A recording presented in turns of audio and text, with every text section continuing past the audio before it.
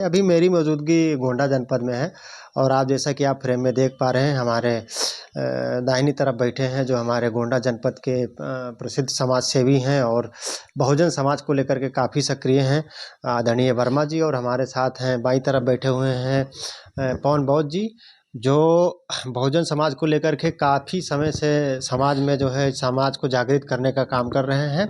तो हम इनसे चर्चा करेंगे कि उत्तर प्रदेश की कानून व्यवस्था और योगी सरकार के कार्यों को लेकर के अभी आप क्या चर्चा है, और हम इस बीच विषय में बात करेंगे कि भी गोंडा जनपद में एक दलित समुदाय के ऊपर जो है दलित समाज का व्यक्ति है उसके ऊपर किसी जरा सा विवाद को लेकर के ब्राह्मण परिवार के द्वारा उसको प्रताड़ित किया गया, मारा पीटा गया। इन सब सारी खबरों पे हम चर्चा करेंगे, तो आप वीडियो में बने रहें। चलिए हम बात करते हैं। वर्मा जी, बहुत बहुत स्वागत है आपका। अपना अच्छा, पहले इधर से चलिए हम अभी बात करेंगे फिर। बहुत जी, बहुत बहुत स्वागत है आपका। और जब भी जो घटना हुई है, आप जैसे जो दलित समाज, जो कोरी समाज का जो व्यक्ति है, उसको लेकर के क्या कहना चाहेंगे आप? बहुत बहुत धन्यवाद आपके चैनल को, और आपको भी साधुवाद। आप जो है कवरेज करते हैं और जनता की आवाज़ को लेकर के आप जो है प्रसारण करते हैं, इसके लिए धन्यवाद है। आपका जो प्रश्न ये है, हम लोग गोंडा के मूल निवासी हैं और आए दिन हमारे आँखों के सामने हम देख रहे हैं कि जो अनुसूचित जाति के गरीब, कमज़ोर, मजदूर या जैसे भी पेशे व्यक्ति है, चाहे वो ऑफिसर अधिकारी हो, चाहे कर्मचारी हो और चाहे मजदूर हो, आए दिन ये जो प्रताड़ना अनुसूचित जाति के ऊपर आए दिन भरमार टाइप का हो गया है। गोंडा जिले में खास करके जो हमारा गोंडा सामंती एरिया है, सामंतियों का बोलबाला है। इसके पहले भी था, लेकिन भारतीय जनता पार्टी की सरकार जब से आई है, योगी सरकार की जब से आई है सरकार, तब से ब्राह्मण क्षत्रिय के लोग अनुसूचित जाति के ऊपर आए दिन कहर बरपा रहे हैं। उसी बात को लेकर के हमने तरफगंज में देखा कि ज़मीनी विवाद को लेकर के व्यक्ति 6 महीने से एप्लीकेशन लेकर के एसडीएम कोतवाली जिले पे दौड़ दौड़ के जाता रहा, लेकिन उसको न्याय नहीं मिला। और वहीं दिन में लाइसेंसी बंदूक से ठाकुर योगी सरकार के जो सजातीय लोग हैं, ठाकुर बिरादरी के लोग हैं, कोरी बिरादरी के, दिन में अपने लाइसेंसी बंदूक से गोली से मार के हत्या कर दिया। और हत्या करने में 3 लोग शामिल थे, जिसमें एक आदमी को गिरफ्तार करके जेल भेज दिया गया और 2 लोगों को बचा लिया। इसी क्रम में ये घटना तरफगंज थाने का है, और दूसरी घटना परसपुर थाने में है का घटना है, जो अनुसूचित जाति के एक महिला को वहाँ राजस्व की टीम पैमाइश करने आई थी, तो उस महिला ने कहा कि भाई गलत पैमाइश कर रहे हो। इसी बात को लेकर के वो वहीं अधिकारी के आगे बैठ गई, और वहाँ ठाकुर लोग इतना उग्र हो गए कि ये अनुसूचित जाति कोरी बिरादरी की महिला है, इसकी हिम्मत कैसे हो गई कि ये जो है अधिकारियों से इस तरह बात कर रही है। वो लोग तो दबाना चाहते हैं कि ये अनुसूचित जाति के लोग ये बोलना ना जाने, डर के रहें, हमसे जो है ज़बान ना मिला के बात करें। तो उस महिला को जो है मारा पीटा, तो उस महिला जो है पहुँच गई थाने में कि एफआईआर दर्ज कराइए। अपनी बात करने के लिए कि हमको मारा पीटा, कपड़े फाड़ दिया उसका, उसको बेइज्जत भी करने के लिए उसके परिवार के लोगों को बेइज्जत किया, तो वो महिला जो है पीड़ित थी, तो अपने सहयोगियों के साथ थाने में पहुंची। वहाँ का थानेदार जो था वो भी ठाकुर था, तो उस महिला का एफआईआर ना लिख करके और उसको थाने से भगा दिया। वो महिला मजबूर होकर के और जो है गोंडा मुख्यालय पे जा करके और उसने धरना प्रदर्शन किया, आमरण अनशन करने के लिए बाध्य हुई। जब वो महिला धरने पे बैठती है तब उसका एफआईआर दर्ज हो जाए, आश्वासन दिया जाता है थाने से कि आपका एफआईआर दर्ज हो गया, आप धरना प्रदर्शन हटा लो। तो वो धरना प्रदर्शन हटा लेती है, लेकिन जब थाने पे जाती है तो पता चलता है कि उसके घर के और उसके सहयोगियों के ऊपर फर्जी मुकदमा दर्ज कर दिया, क्रॉस मुकदमा की इनके तरफ भी मुकदमा लिख दिया और विपक्षी के तरफ से भी एप्लीकेशन लेकर के और मुकदमा लिख दिया।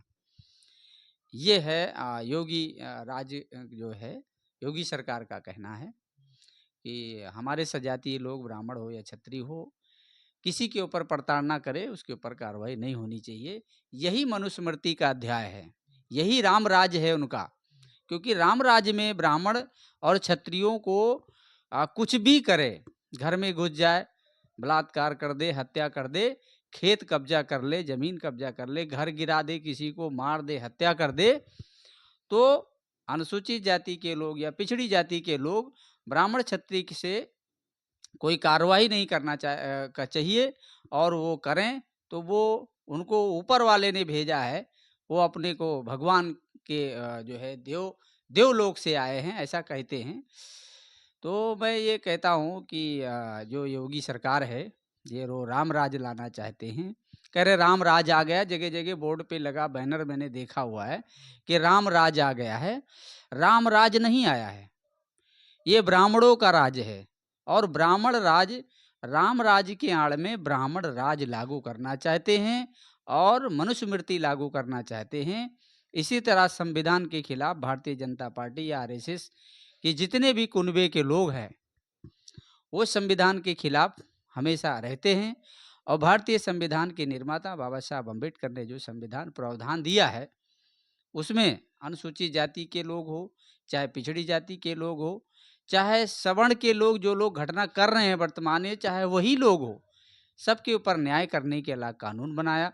यहाँ तक जानवरों को, यहाँ तक भारत में जो भी प्राणी निवास करता है उनके ऊपर अब कोई भी अत्याचार करता है तो अत्याचार अधिनियम के तहत उनको न्याय मिलना चाहिए।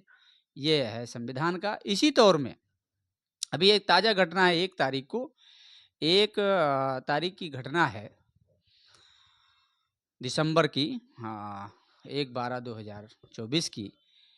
मेरे निवास के पड़ोस में जहाँ मेरा घर है, उस घर से मात्र जो है आधा किलोमीटर दूरी पे एक ग्राम पंचायत में कोरी बिरादरी, जो गरीब मजदूर व्यक्ति है, अपने खेत में काम कर रहा था और इसी बात को लेकर के आए जो है ब्राह्मण जाति के लोग हैं। वो आए, कहे कि तुम जो है हमारे खेत में खाद डाल दो चल के।